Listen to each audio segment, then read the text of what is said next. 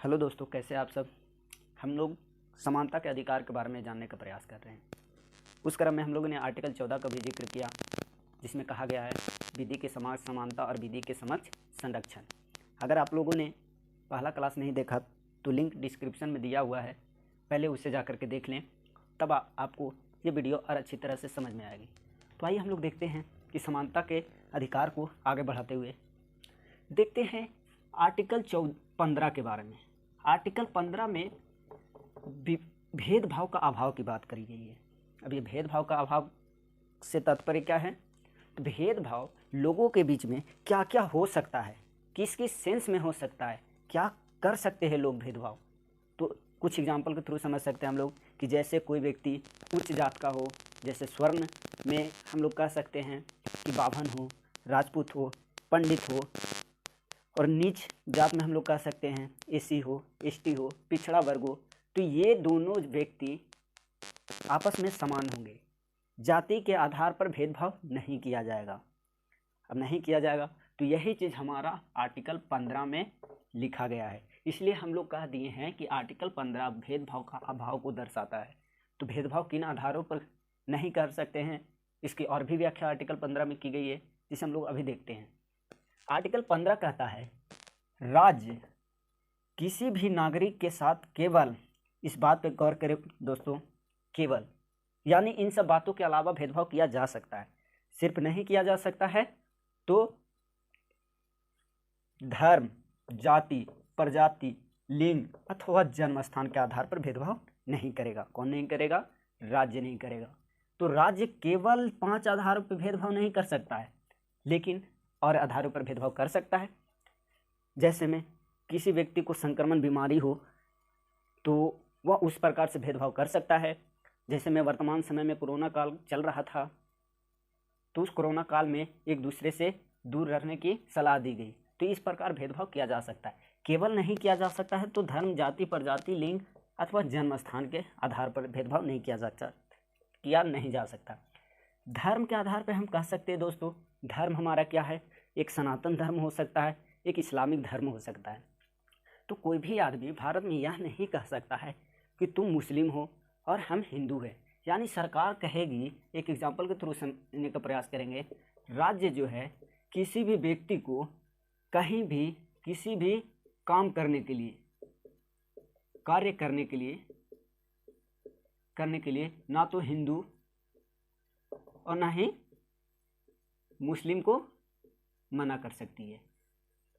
क्या कर सकती है? राज्य ना तो किसी भी काम को हिंदू या किसी मुस्लिम को करने से रोक नहीं सकती है। इसका तात्पर्य यह हुआ कि कोई भी व्यक्ति किसी भी धर्म से बिलोंग कर रहा हो तो उसे राज्य भेदभाव नहीं करेगा। जाति से तात्पर्य है कि अभी हमने बताया प्राचीन काल से ही हमारे देश में कुप्रथा चली आ रही है उच्च जाति और निम्न जाति का। अभी उच्च जाति और निम्न जाति क्या होते हैं तो हम देखेंगे कि उच्च जाति में कुछ स्वर्ण आ जाते हैं, जैसे में बाभन हो गए, राजपूत हो गए, पंडित हो गए। और निम्न जाति में हम देख लें तो शूद्र हो गए, जैसे में एसी, एसटी, पिछड़ा वर्ग, ये सब निम्न जाति के अंतर्गत आते हैं। तो राज्य ये नहीं कह सकता है कि आप उच्च जाति को हो इसलिए आपको किसी भी सरकारी सेवा में आपको लिया जा सकता है, या फिर आप किसी उच्च जाति से हो तो आपको सरकारी सेवा में नहीं लिया जा सकता है, या फिर आप किसी भी निम्न जाति को सरकारी सेवा में लिया जा सकता है, या फिर किसी भी निम्न जाति को सरकारी सेवा में नहीं लिया जा सकता है। इस प्रकार जाति से भेदभाव नहीं कर सकते। अब यहाँ आता है प्रजाति। समझने की बात तो यहाँ ये है सॉरी दोस्तों, प्रजाति से तात्पर्य है कि भारत में मंगोलाइड प्रजाति भी होती है, द्रविड़ प्रजाति भी होती है, अलग अलग तरह की प्रजातियां पाई जाती है। जैसे उत्तर भारत में अलग प्रजाति, दक्षिण भारत में अलग प्रजाति और पूर्वोत्तर भारत में अलग प्रकार की प्रजातियां पाई जाती है। प्रजाति से तात्पर्य है लोगों का एक अलग रूप, जिसका हम कह सकते हैं कि पूर्व भारत की ओर जाकर के हम लोग देखें तो पूर्व भारत में लोगों का बनावट अलग ही होता है। जैसे वहाँ के देखिएगा कि नाक कान तो लगता है कि चाइना जैसा है, भारतीय है ही नहीं। आप नागालैंड चले जाइए तो वहाँ आपको लगेगा ही नहीं कि आप भारत के एक राज्य में हैं। वहाँ के व्यक्तियों से मिलिएगा तो उनका बनावट ही अलग अलग तरह का रहेगा।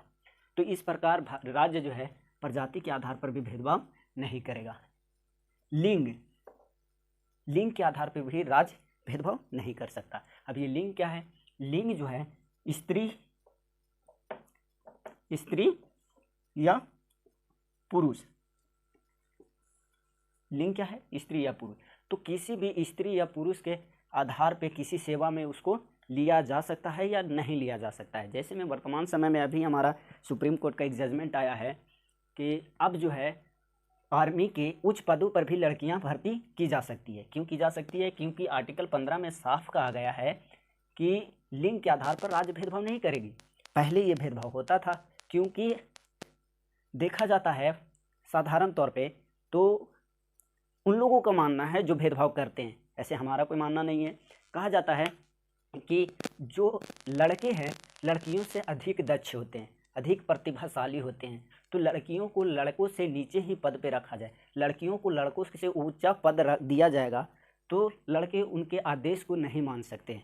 इसलिए आर्मी के उच्च उच्च पदों में लड़कियों की भर्ती नहीं की जा सकती थी।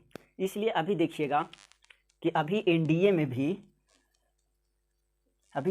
में भी लड़कियों का भर्ती किया जाने लगा है सुप्रीम कोर्ट के जजमेंट के बाद। अब देखेंगे दोस्तों कि जन्म के स्थान के आधार पर भी राज्य भेदभाव नहीं करेगा। जैसे में अगर कोई व्यक्ति बिहार में जन्मा हो और यदि वह गुजरात में जा कर के कोई काम कर रहा हो तो राज्य जो है उस व्यक्ति को से भेदभाव नहीं करेगा, उस व्यक्ति को मना नहीं करेगा कि आप हमारे यहाँ आइए और काम कीजिए। यानी व्यक्ति जो है गुजरात में जा कर के भी काम कर सकता है। इसी क्रम में अभी वर्तमान समय में देखा गया है, कुछ दिन पहले की बात है कि गुजरात में कुछ बिहारी गए हुए थे काम करने के लिए, तो उन बिहारियों का पुरजोर विरोध होने लगा था। लेकिन यह मामला धीरे धीरे शांत हुआ। क्यों? क्योंकि हमारा आर्टिकल 15 में साफ लिखा गया है कि जन्म के आधार पर लोगों के बीच भेदभाव नहीं किया जा सकता है। अब यहाँ पे हमने बात बताया कि राज्य, तो राज्य का अर्थ क्या है? राज्य क्या सरकार ही होती है कि कुछ और भी होता है राज्य? तो देखने का प्रयास करते हैं। हम देखेंगे कि हम सिर्फ समानता के अधिकार के बारे में जिक्र कर रहे हैं। समानता का अधिकार जो है मौलिक अधिकार का एक पार्ट है, मौलिक अधिकार का 6 पार्ट है, जिसमें से एक पार्ट समानता का अधिकार है, जिसको अलग अलग अनुच्छेदों में बांट करके व्याख्या किया गया है। उसमें से एक अनुच्छेद है 12। अनुच्छेद 12 में कहा गया है, राज्य को परिभाषित किया गया है कि आखिर राज्य है क्या। तो देखने का प्रयास करते हैं कि राज्य है क्या। राज्य को विधायी शक्तियों के आधार पर देखा जाए, यानी कानून बनाने वाला के बारे में देखा जाए, तो यह 2 प्रकार के होते हैं, संसद हो जाएंगे और एक विधानमंडल हो जाएगा। संसद केंद्र में होगा और राज्य में विधानमंडल होगा। ये किस आधार पर मैंने बताया? विधायी शक्तियों के आधार पर, यानी जो विधि बनाती है उसके आधार पर। दूसरा प्रशासन के रूप में देख सकते हैं। तो प्रशासन को कौन संभालता है? या तो केंद्र सरकार संभालेगा या फिर राज्य सरकार संभालेगा। यानी केंद्र सरकार में जितने भी व्यक्ति आएंगे, राज्य सरकार में जितने भी व्यक्ति आएंगे, सभी प्रशासनिक दायरे में आएंगे। और यह किसका पार्ट है? प्रशासनिक क्षेत्र हमारा राज्य का भाग है। ठीक है, तो कह सकते हैं कि केंद्र सरकार में जो हमारा प्रधानमंत्री है, राष्ट्रपति है, फाइनेंस मिनिस्टर हो गया, फॉरेन मिनिस्टर हो गया इत्यादि, सभी हमारे किस क्षेत्र में आएंगे? प्रशासनिक क्षेत्र में आ जाएंगे। वही अगर हम राज्य में देखें तो राज्य में भी हमारा वित्त मंत्री होता है, मुख्यमंत्री होता है, शिक्षा मंत्री होता है, सारा प्रशासनिक क्षेत्र में आ जाएंगे। और ये सारा किसका पार्ट है? तो राज्य का पार्ट है। अब प्राधिकारी के बारे में देखेंगे तो कुछ स्थानीय निकाय भी होते हैं और कुछ अन्य को भी ले लिया जाए, जैसे हॉस्पिटल हो गया,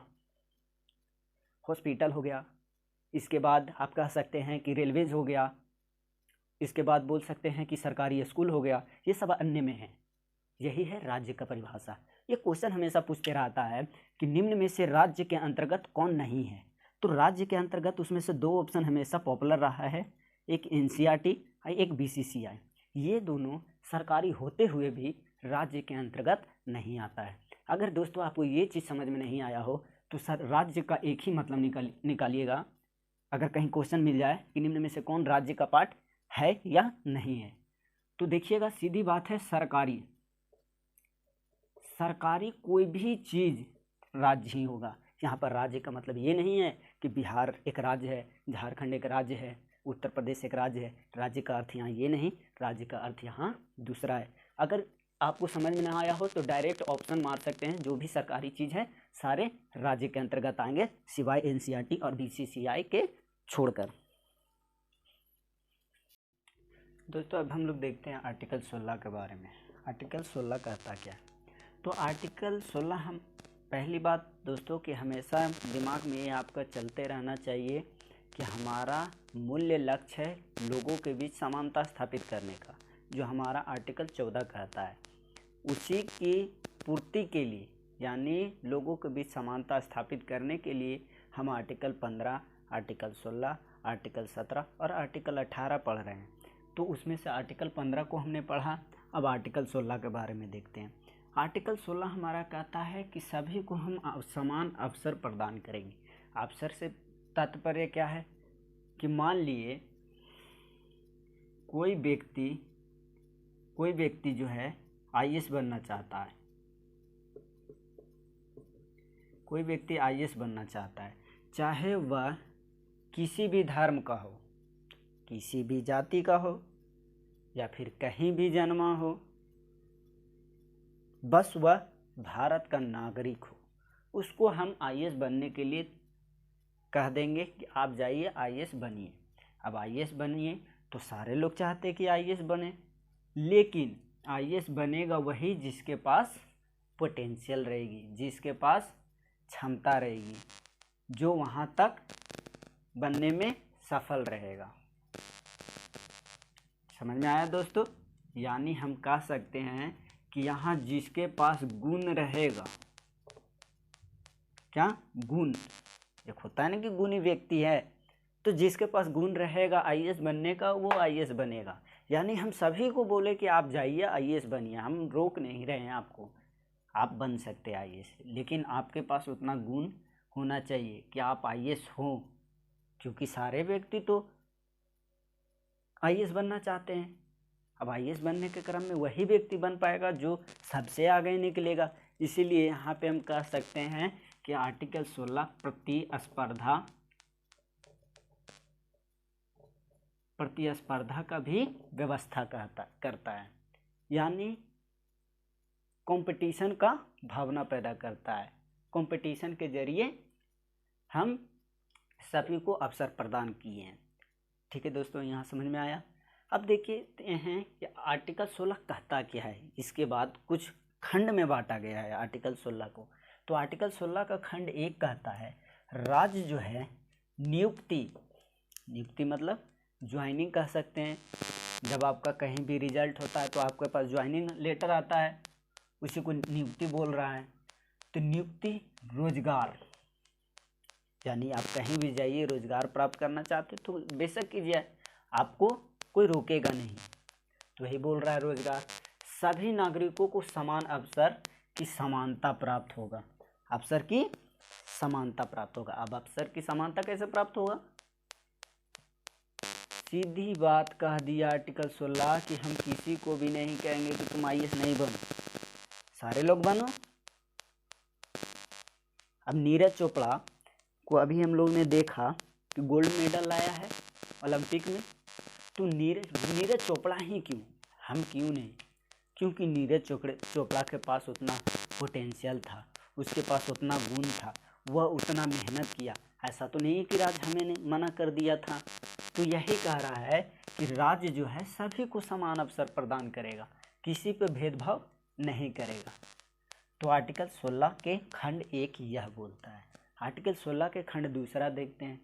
वही बात लिखा गया है, राज्य के अंतर्गत यानी देश के अंतर्गत राज्य, यहाँ राज्य का मतलब अलग है, यहाँ राज्य के अंतर्गत अलग है। यहाँ राज्य का मतलब यही हुआ सरकार, और यहाँ राज्य का मतलब क्या हुआ? हमारा देश। ठीक है, क्योंकि देश की बात करें तो हमारा आर्टिकल 1 में लिखा गया है, आर्टिकल 1 में लिखा गया है,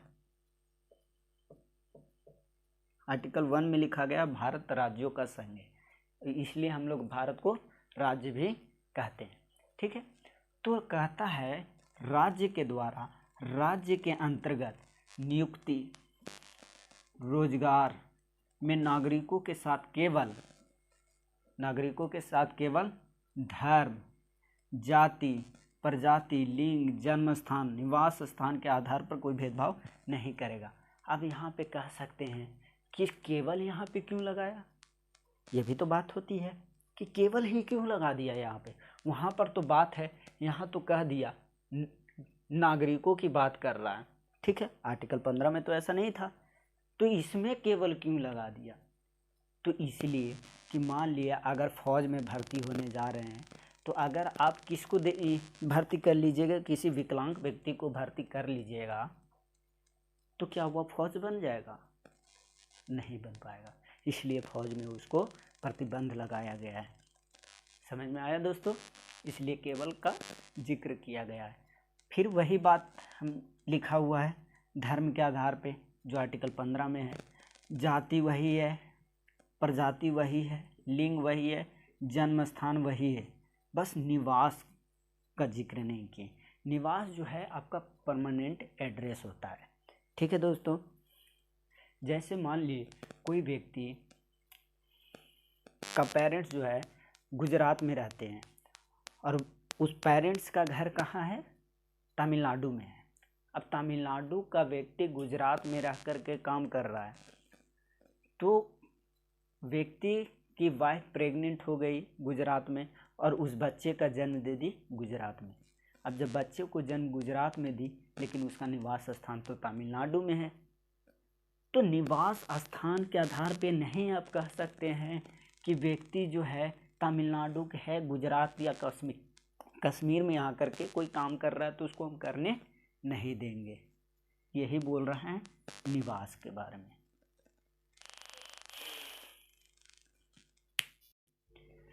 दोस्तों अब हम देखते हैं आर्टिकल 16(4) को। हमने 16(3) को छोड़ दिया। क्यों? क्योंकि हमने देखा कि 16(3) में कुछ ऐसा आवश्यक बात नहीं है जो आपका एग्ज़ाम से रिलेटेड हो, तो हमने उन्हें 16(4) को देखना प्रारंभ किया। देखते हैं कि 16(4) कहता क्या है। दोस्तों अभी हमने कहा कि आर्टिकल 16 जो है हम लोगों को समान अवसर प्रदान करता है, लेकिन 16(4) जो हम बता रहे हैं इसमें से कुछ भिन्न होगा। हम लोगों ने कहा किसी जन्म के आधार पर, निवास स्थान के आधार पर, धर्म, जाति, प्रजाति इत्यादि के आधार पर हम भेदभाव नहीं करेंगे, लेकिन हम यहाँ पे 16(4) में आपको कह रहे हैं कि हम भेदभाव करेंगे, ठीक है। कहता क्या है 16(4)? राज्य द्वारा, राज्य के अंतर्गत, हमने फिर बताया दोस्तों, यहाँ राज्य सरकार को बोल रहा है, यहाँ राज्य देश को बोल रहा है, ठीक है। कह रहा है राज्य के द्वारा, राज्य के अंतर्गत नियुक्ति एवं रोजगार, नियुक्ति एवं रोजगार में नागरिकों के किन्हीं पिछड़े वर्ग को हम आरक्षण दिया जाएगा। अब यह आरक्षण क्या है और क्यों देंगे हम पिछड़े वर्ग को आरक्षण? तो हमने पीछे भी बताया दोस्तों, क्या समानता लाने के लिए सभी के साथ समान व्यवहार करना आवश्यक है। आर्टिकल 14 में हमने जिक्र किया हुआ था कि सभी के साथ समान व्यवहार करके हम समानता स्थापित नहीं कर सकते हैं, कहीं न कहीं हमको भेदभाव करना पड़ेगा। हम लोगों को भेदभाव करना आवश्यक है। क्यों आवश्यक है? क्योंकि हमारे भारत की बात करें, भारत में विविधताएं बहुत हैं। बहुत ऐसे व्यक्ति हैं जिनके पास बहुत ज़्यादा धन है, कुछ व्यक्ति ऐसे हैं जिनके पास धन की मात्रा एकदम नहीं है। तो कहा जाता है कि सभी को एक धारा में, मुख्य धारा में, यानी सभी को एक ही कतार में खड़ा करने के लिए कुछ व्यक्ति जिनके पास कुछ ना हो, जैसे पिछले क्लास में हमने बताया था संरक्षण के बारे में, संरक्षण के बारे में हम लोगों ने जिक्र करा, तो संरक्षण दिया जाता है। जिसके पास कुछ नहीं है उसके लिए संरक्षण जैसे शब्दों का व्याख्या की गई है हमारा भारतीय संविधान में। तो संरक्षण दे करके कुछ व्यक्तियों को, संरक्षण का एक और शब्द के रूप में हम लोग, संविधान में तो ऐसा कुछ जिक्र नहीं है, लेकिन जब हम संरक्षण की बात करते हैं तो संरक्षण की बात करते समय हमारा यह संरक्षण आरक्षण के रूप में दिखता है। किसी को हम विशेष छूट दे करके मुख्य धारा में हम ला सकते हैं, ताकि जो पिछड़ा व्यक्ति है वह कुछ आगे वाले व्यक्तियों के बीच कुछ समानता स्थापित कर सके। हम ये नहीं कहते हमारा भारतीय संविधान ये नहीं कहता है कि जो व्यक्ति आगे बढ़ चुके हैं उनका टांग खींच करके हम पीछे लाएं, बल्कि ये कहता है कि जो व्यक्ति पीछे हैं उनका हाथ पकड़ के हम आगे लाएं, ताकि दोनों के बीच दूरियां कम हो सके, कम से कम दूरी रहे। समझ में आया दोस्तों? इसीलिए कहता है कि राज्य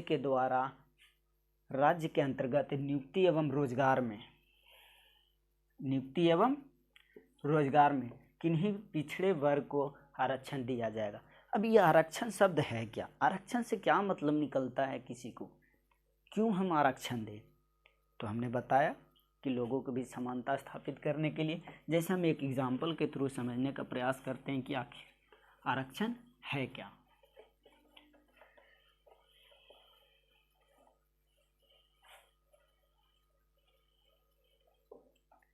मान लिया जाए एक व्यक्ति सिटी में है,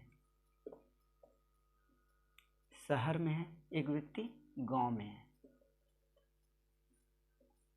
एक व्यक्ति शहर में है, एक व्यक्ति गांव में है। तो शहर का जो व्यक्ति है वो कहीं ना कहीं उसके पास अपना ज़मीन होगा, तो उसके पिताजी कुछ नहीं तो एक अच्छे फैमिली से बिलोंग कर रहे होंगे, इनके पास कुछ धन की मात्रा अवश्य होगा, इसलिए वह सिटी में है। यानी जो व्यक्ति सिटी में है तो उसका खान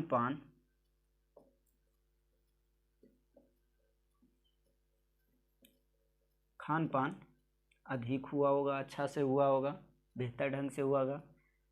पढ़ाई जो हुआ होगा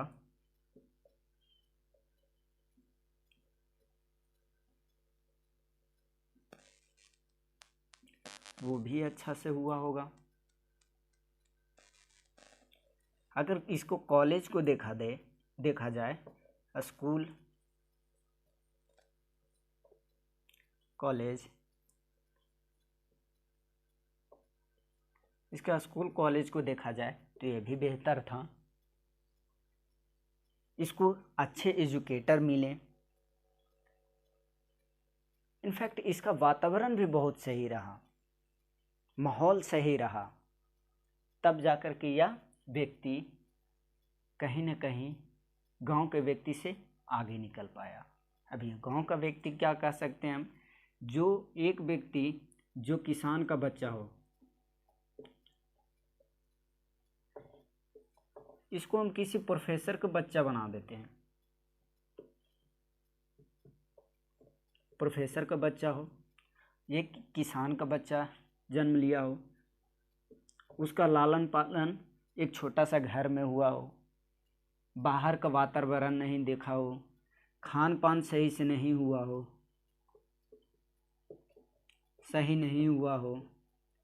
स्कूल कॉलेज इसका सही नहीं हुआ हो, इसका मेंटल हेल्थ जो है, मानसिक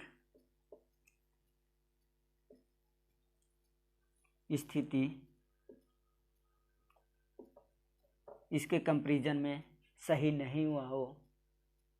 अब एक व्यक्ति ये है और एक व्यक्ति ये है, तो आप बताइए इन दोनों के बीच तुलना करके कि इन दोनों में से सफल कौन होगा? जाहिर सी बात है कि ये व्यक्ति सफल होगा।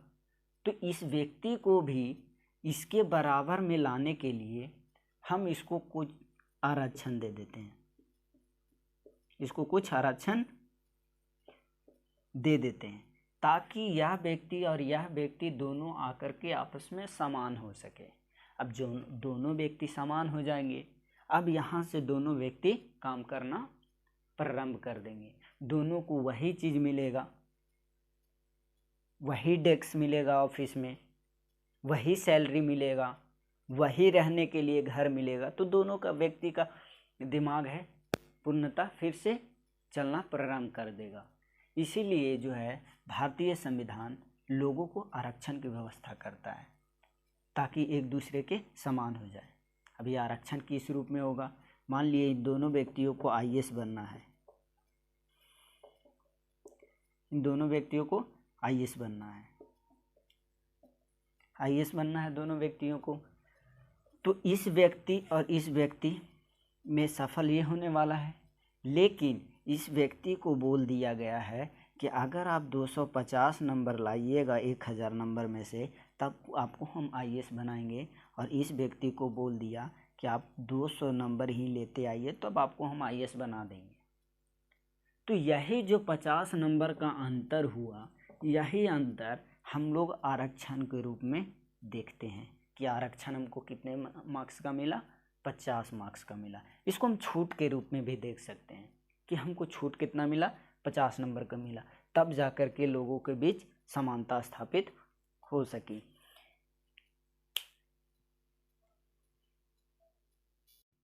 दोस्तों हम देखते हैं कि आरक्षण तो आप समझ ही गए होंगे क्यों आरक्षण दिया गया। कोई व्यक्ति के पास क्या है, नहीं है, तो उस आधार पर उसका एजुकेशन तय होता है, उसका मानसिक स्थिति तय होता है। क्योंकि व्यक्ति के पास खाने पीने के जितने अच्छे सुविधा होंगे तो उसका दिमाग उतना ही तेज चलेगा, लेकिन जिस व्यक्ति के पास खाना पीना सही नहीं होगा तो उसका दिमाग कम स्लो चलेगा। अब कम चलेगा तो क्या ज़्यादा चलने वाला दिमाग के पास कम चलने वाला दिमाग टिक पाएगा? नहीं टिक पाएगा।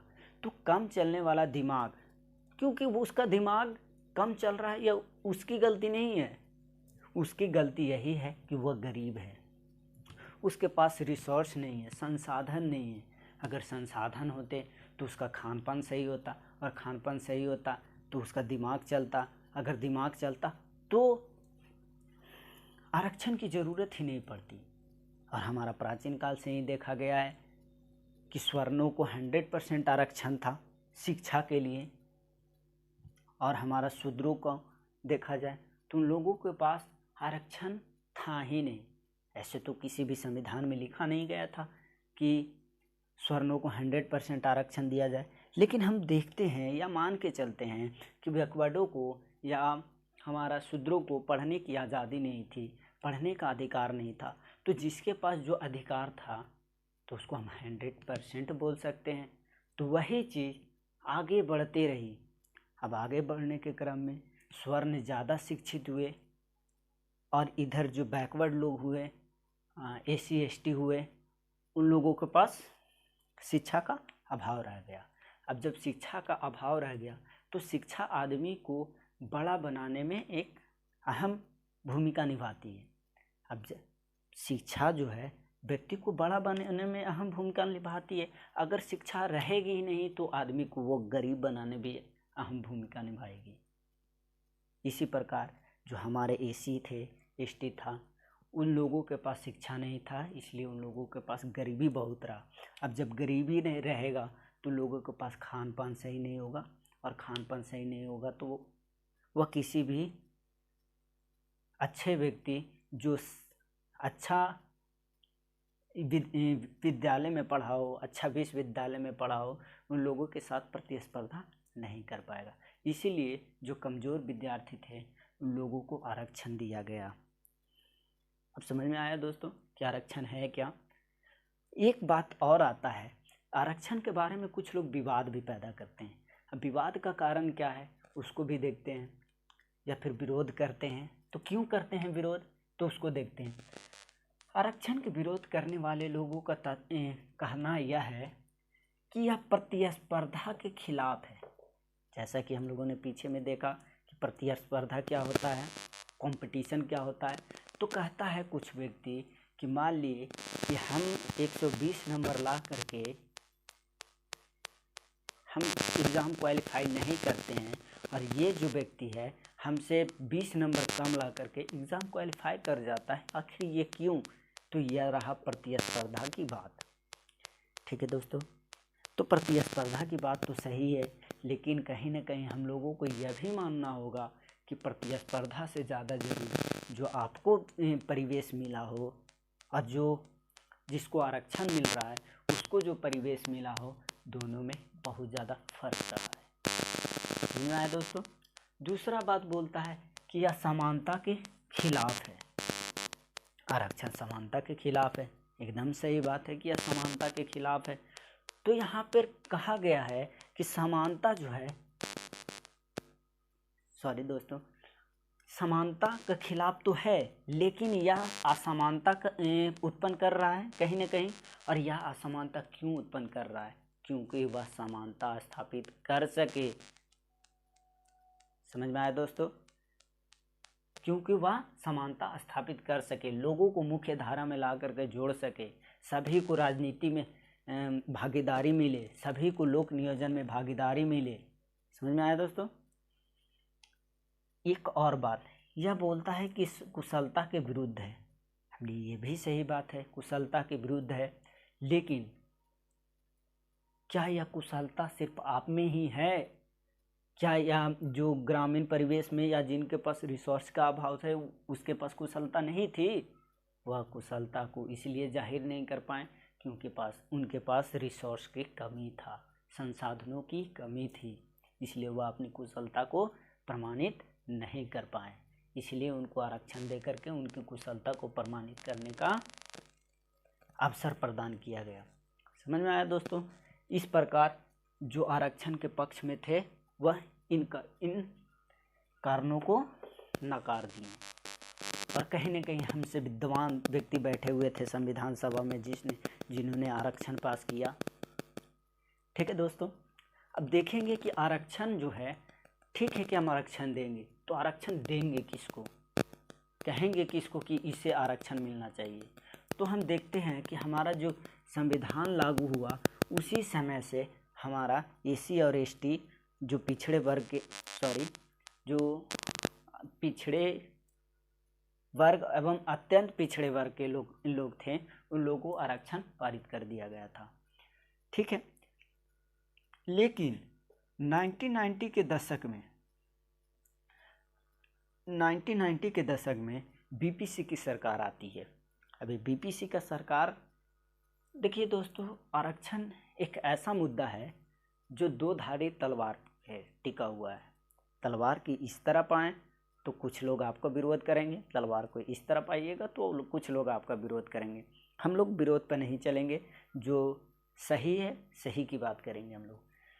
तो 1990 के दशक में बीपीसी का सरकार आया और आरक्षण हमेशा से राजनीतिक मुद्दा बना ही रहा। तो 1990 में बीपीसी के सरकार आने के दौरान इन पे घूस लेने का मुकदमा आरोप लगाया गया। अब ये घूस लेने का आरोप सिद्ध हो जाता तो यह प्रधानमंत्री का पद के लिए दावेदारी इनका समाप्त या धूमिलित होते दिखने लगा। तो बीपीसी ने पिछड़ा वर्ग आयोग का गठन किया। बीपीसी ने पिछड़ा वर्ग आयोग का गठन करवाया और वहाँ से एक पिछड़ा जाति को भी आरक्षण का प्रावधान कर दिया। अभी पिछड़ा वर्ग जाति को आरक्षण दे दिया गया तो सुप्रीम कोर्ट में इंदिरा साहनी नाम की एक लेडी थी। अब इंदिरा साहनी जा कर के सुप्रीम कोर्ट में केस कर दी कि आरक्षण पिछड़ा वर्ग को देना चाहिए या फिर नहीं देना चाहिए। ठीक है दोस्तों, तो उस दौरान इंदिरा साहनी वाद आया था 1992 में। उसमें भी कह दिया गया कि पिछड़ा वर्ग को आरक्षण दिया जाए, पिछड़ा वर्ग को आरक्षण दिया जाए। अब पिछड़ा वर्ग को आरक्षण दे दिया गया तो उसमें भी एक क्राइटेरिया लगा दिया। सुप्रीम कोर्ट ने एक क्राइटेरिया लगा दिया और उस क्राइटेरिया में बोला कि कुछ लोग पिछड़ा हैं और पिछड़ा में भी अगड़ा हैं। बात तो यहाँ दो है, कुछ पिछड़ा वर्ग है तो पिछड़ा में भी कुछ पिछड़ा है, पिछड़ा में भी कुछ अगड़ा है। जैसे में पिछड़े वर्ग में जो क्रीम आदमी है, क्रीम वाला व्यक्ति जो अच्छे व्यक्ति है, जैसे में जो कोई पिछड़ा वर्ग है उनका सालाना इनकम 12 लाख है, 15 लाख है। कोई पिछड़ा व्यक्ति है वह एक IAS ऑफिसर है। कोई पिछड़ा वर्ग है जिसका अच्छा खासा एक कंपनी हो और वह GST अच्छा खासा भरता हो, तो वो तो पिछड़ा में अगड़ा हो गया। तो पिछड़ा में अगड़ा व्यक्ति को आरक्षण नहीं दिया जाएगा। पिछड़ा में जो व्यक्ति पिछड़ा रहेगा उसी को सिर्फ आरक्षण दिया जाएगा। इसलिए इंदिरा साहनी वाद में हमारा क्रीमी का कॉन्सेप्ट सुप्रीम कोर्ट ने लाया। ठीक है दोस्तों, इसके बाद एक संशोधन आता है हालिया वर्ष में हमारे वर्तमान सरकार द्वारा 103वां संविधान संशोधन। 103वां संविधान संशोधन में हम देखते हैं कि इकोनॉमी वीकर सेक्शन को भी आरक्षण दिया जाने का प्रावधान किया गया। अब यह इकोनॉमी वीकर सेक्शन क्या है? तो इकोनॉमी वीकर सेक्शन वही है जो व्यक्ति स्वर्ण है, तो स्वर्ण व्यक्तियों में जिनकी आय कम है तो उनको भी आरक्षण का प्रावधान किया गया। ठीक है दोस्तों, अभी आरक्षण का मुद्दा ख़त्म नहीं हुआ है, अभी बहुत सारी बातें बाकी है। दोस्तों मैं चाहता तो आपको डायरेक्ट आर्टिकल 14, 15, 16, 17, 18 ख़त्म कर सकता था, लेकिन इतना समय लेना पड़ रहा है क्योंकि आपको सिर्फ याद नहीं करना है, याद करने के साथ साथ आप एक सोचने वाला प्राणी बनना है। आपको कहीं ना कहीं सोचने वाला प्राणी बनने के दौरान आप कहीं भी अपने आप को प्रेजेंट कर सकते हैं अच्छे से। ये आपका मौलिक अधिकार है, मौलिक अधिकार के लिए आप लड़ सकते हैं। तो आप लड़िएगा कब? जब अच्छे से इस चीज़ को जानिएगा। इसलिए अगर आप लोगों को कुछ संदेह हो तो कमेंट ज़रूर कीजिएगा, और अगर आपको मेरा पढ़ाया हुआ तरीका सही नहीं लग रहा हो तो धैर्य रखिए दोस्तों। कुछ दिन 2, 3, 4 दिन आपको 10 क्लास में मैं गारंटी देता हूँ कि हर कुछ समझने का प्रयास आपको करवा दूँगा और आपको समझ में आने लगेगा। थैंक यू दोस्तों।